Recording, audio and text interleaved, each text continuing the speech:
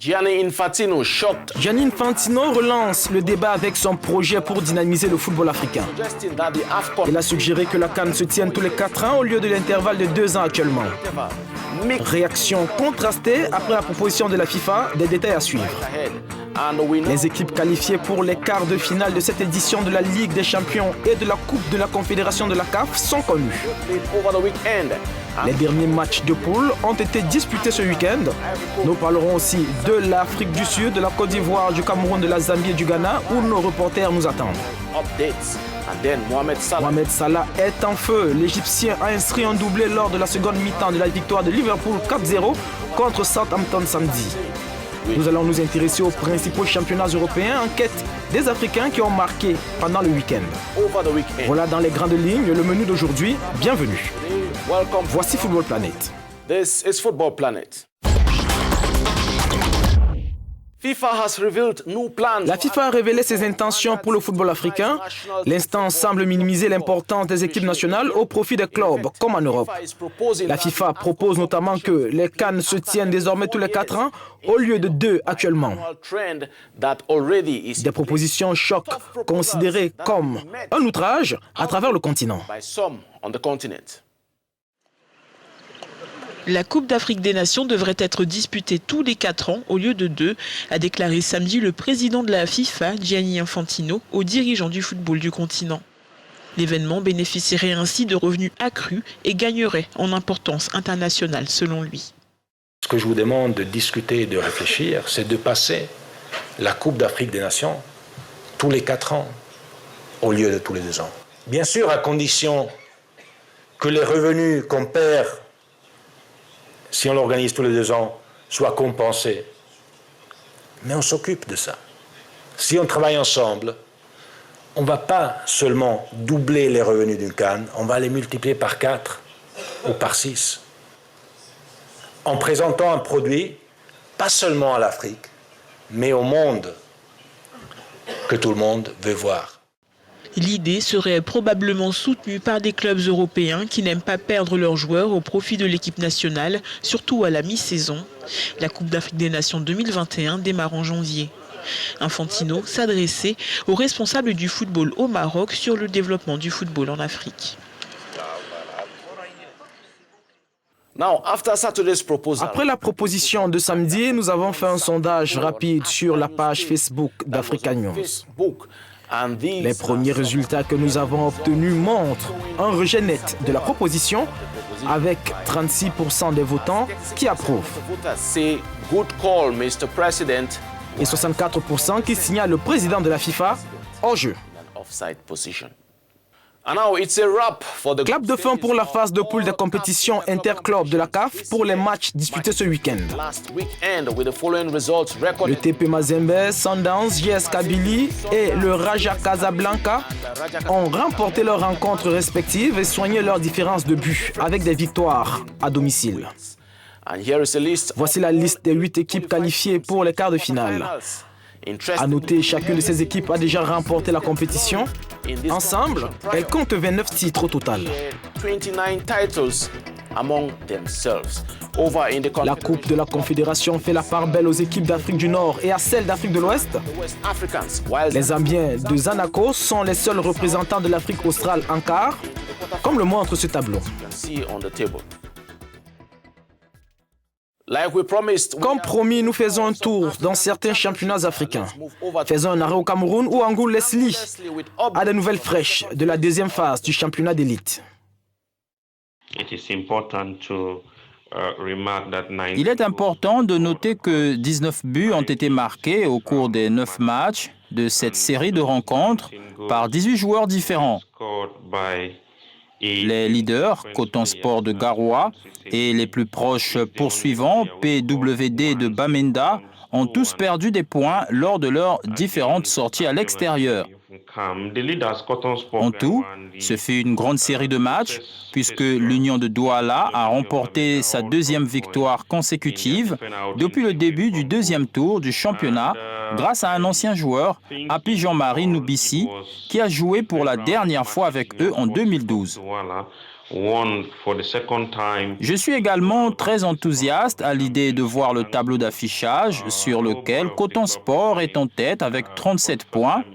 PWD est étonnamment deuxième avec 33 points et Colombe du Sud revient à la troisième place avec 30 points. En dessous du tableau, les clubs de la région du centre ne sont pas non plus en très bonne posture, car l'AS Fortuna est plus en bas avec 17 points, Edding Sport est le suivant avec 21 points et Dragon de Yaoundé à 21 points après sa dernière défaite 3-0 contre UMS de Loum. Le prochain match de la 20e journée se jouera ce mercredi, car Coton Sport se précipitera chez lui pour jouer et dans l'ensemble, la 19e journée a été satisfaisante. À présent, direction plein sud à l'Absa Premier League où nous attend Stéphane depuis Johannesburg. Le week-end a été intéressant pour le championnat sud-africain Absa Premier League et le grand résultat concerne évidemment Orlando Pirates qui s'est déplacé pour battre Chippa United 2-1 à Port Elizabeth. Ce qui est important pour eux, les laissant en deuxième position à 9 points des Kaizer Chiefs qui n'ont pas participé au championnat national ce week-end. Les Pirates ont donc eu l'occasion de combler l'écart en tête du classement et ils y sont parvenus en disputant 9 matchs sans défaite, ce qui fait d'eux des prétendants au titre. Il faudra donc garder un œil sur le derby de Soweto entre eux et les Kaizer Chiefs et qui aura lieu à la fin du mois. Les Sundowns n'ont pas participé au championnat local. Ils ont joué la Champions League comme Beat West qui a disputé la Coupe de la Confédération. Supersport United a également eu l'occasion de réduire l'écart, mais il s'est incliné 1-0 face au Golden Arrow, ce qui n'est pas un bon résultat pour eux. Sous le tableau, les Black Leopards ont bien fait de gagner à domicile, ce qui leur donne une chance de survivre. Baroka FC a perdu en s'inclinant 1-0 face à Highlands Park. FC Amazulu a gagné 1-0, ce qui leur donne une occasion d'espérer. Le meilleur buteur, Gabadinho Mahango, ouvre la voie en tête du classement avec ses 2 buts contre Chippa United. Il compte 14 buts, soit 4 de plus que les deuxièmes, Samir Nakovic des Kaizer Chiefs et Bradley Krobla de Supersport United.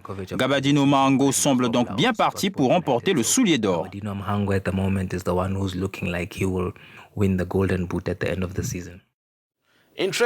En Zambie, le meilleur buteur du championnat est James Chamanga. Il a 40 ans. Aaron nous en dit plus. La Super League MTN Phase est entrée dans sa 20e semaine avec 7 matchs. Ce week-end a été marqué par des derbys et le derby de Ndola a produit 7 buts. Les Forest Rangers ont battu Buildcon 4-3 pour se hisser à la 4e place, tandis que les 3 meilleures équipes sont restées les mêmes. Les 3 meilleures équipes du championnat se sont contentées des matchs nuls. Ghana a fait match nul. Les Green Eagles ont également fait match nul à l'extérieur contre les Nakombala Léopards Napstar, qui ont été tenus en échec 0 but partout par les Lusaka Dynamos. Ghana est donc resté en tête, les Green Eagles en 2e position et Napstar en 3e position. Les Red Arrows sont passés à la 8e place après avoir battu les Power Dynamo 1-0. Une 2e défaite consécutive pour les Dynamos. Le but a été marqué par James Chamonga, 40 ans, qui a fêté son anniversaire hier. Alors félicitations à ce joueur, fait intéressant, il est le meilleur buteur du championnat.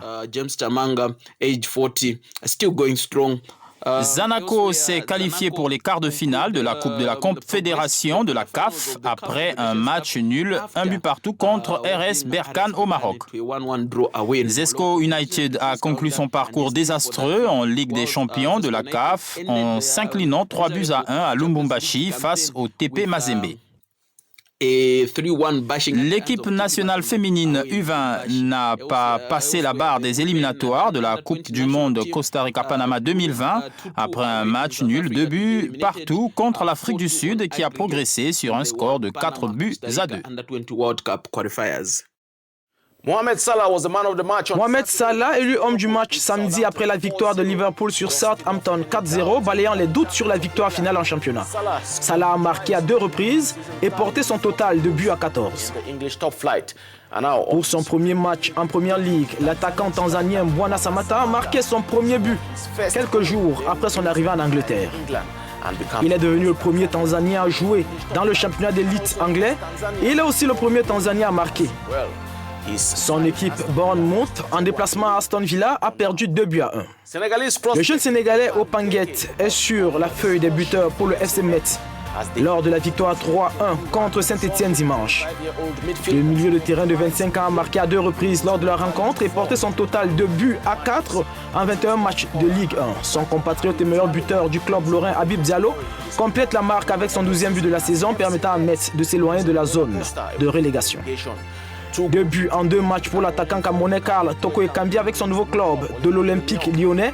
Il a marqué le but de l'égalisation juste avant la pause. Mais il n'a pas pu empêcher la victoire 2-1 de Nice. Le Bissau-Guinéen Mama Baldé a inscrit un doublé pour Dijon lors de la victoire 3-0 contre Brest. Son 5e but en 18 matchs. Le Nigérian Victor Osimhen a marqué à la 80e minute pour sauver les 3 points de Lille en déplacement à Strasbourg. L'attaquant a converti un pénalty et inscrit son 11e but de la saison. En Espagne, Kenneth Omeruo a marqué le but décisif pour Leganés lors de la victoire 2-1 sur la Real Sociedad. C'est le premier but du défenseur nigérien en 15 matchs de Liga. C'est tout pour aujourd'hui. Au revoir.